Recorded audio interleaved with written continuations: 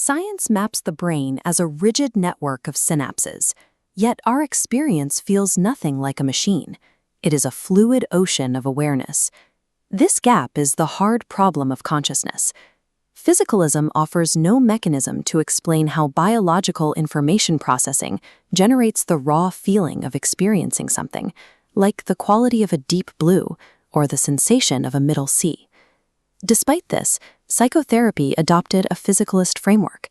Under the medical model, psychological distress is categorized as a physical disease, charted in rigid grids. This reliance on the medical model creates a clinical paradox. Highly structured cognitive therapies, designed as targeted interventions on specific symptoms, often struggle to outperform the basic human connection found in a therapeutic relationship.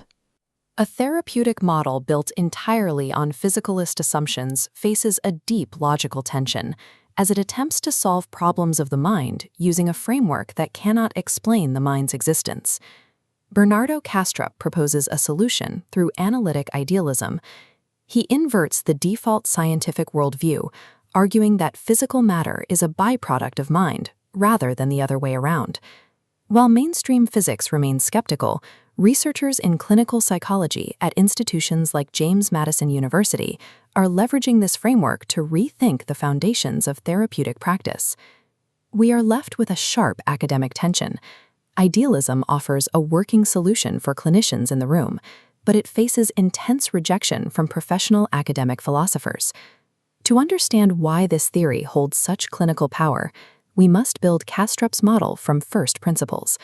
Only then can we deconstruct it to expose the structural flaws beneath the surface. Before reaching idealism, modern philosophy tried to bridge the gap with micro-experientialism. This theory posits that all subatomic particles possess their own fundamental microscopic consciousness. The fatal flaw is the subject combination problem. Billions of conscious particles can interact, but their internal subjective views remain separated. Spatial proximity doesn't explain how tiny minds merge. Stacking billions of micro-perspectives fails to produce the singular I you experience right now. Dual-aspect monism faces a similar hurdle. It grants matter both physical and mental properties, yet it cannot justify why specific arrangements of matter, like brains, achieve consciousness while tables or rocks do not. Models that attempt to construct subjective consciousness out of non-conscious or fragmented physical parts consistently hit a logical dead end. Kastrup resolves this by stripping reality down to a single element. In analytic idealism, mentation, or consciousness, is the sole ontological primitive. It is the uncaused foundation of the universe. Matter has no independent existence in this model. A chair, a star, or a brain is simply the extrinsic appearance of a deeper phenomenal experience. The immediate skeptical counterargument is obvious. If the universe is one giant interconnected mind, why are our individual thoughts private? Kastrup uses dissociation to answer this. Like a patient partitioning their psyche, the universal mind naturally fragments. Individual human minds, or alters, are localized whirlpools spinning within it. We maintain distinct borders and private thoughts, yet we are patterns composed of the exact same continuous substance. This model positions subjective experience as the default state of reality. By treating the universe as a dissociative mind, Kastrup bypasses the hard problem by making consciousness the foundation rather than the byproduct. This shift has massive implications for therapy when viewed through the lens of epistemic abstraction, a measure of how far a concept is removed from direct, raw conscious experience. This spectrum maps cognitive structures. From zero-point raw consciousness, we move right to cognition, schema, and finally automatic thoughts. Intervention-based therapies, like cognitive restructuring, operate at this far right. This extreme abstraction from lived experience may explain why targeted interventions frequently struggle to produce change.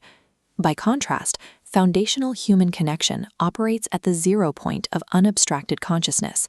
Treatments that prioritize the raw subjective experience, the ontological primitive, target a more concrete layer of reality than those targeting abstracted symptoms. This deduction aligns with Bruce Wampold and Zach Eimel's empirically supported contextual model of psychotherapy. Their research identifies the true mediators of therapeutic change: empathy, therapeutic alliance, congruence, and collaboration. Kastrup's idealism reinterprets these factors as direct, ontologically real interactions between conscious alters, rather than secondary effects.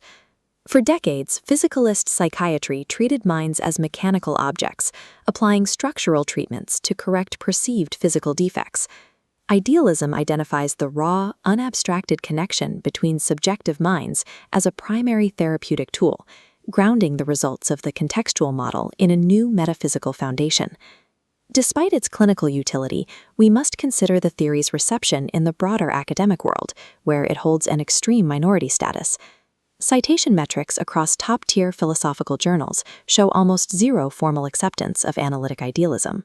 Many physicalist scientists and academic philosophers view his model as a fringe theory that collapses when subjected to rigorous scrutiny. Solving a practical paradox in clinical therapy does not mean one has successfully rewritten the foundational metaphysics of the physical universe. The sharpest critiques often target Kastrup's interpretation of Arthur Schopenhauer, the 19th century philosopher whom he claims as his true foundation. Schopenhauer's actual premise was that the underlying reality of the universe is a blind, striving will, existing entirely outside the bounds of space and time. Kastrup alters this legacy by replacing Schopenhauer's blind will with consciousness as the ultimate ontological baseline. Academics argue this swap is flawed. Consciousness is how we know things, but it is structurally insufficient to serve as an ontological base for what things actually are. By elevating a descriptive pattern like consciousness to a foundational substance, Kastrup may be misapplying 19th century metaphysics to force a solution to modern problems. This illustrates a Kantian concept Kastrup removes, the noumena, or thing in itself. Kant showed experience rests on an unknowable reality. Removing this bedrock leaves experience hovering unsupported. Without these structures, his replacements are merely patterns, lacking conditions to ground logical necessity. Without these structures, idealism struggles to explain how reality maintains shared coherence across billions of observers. Analytic idealism provides a compelling justification for the human connection at the heart of psychotherapy, yet it remains a fragile framework when asked to bear the structural load of the entire physical universe.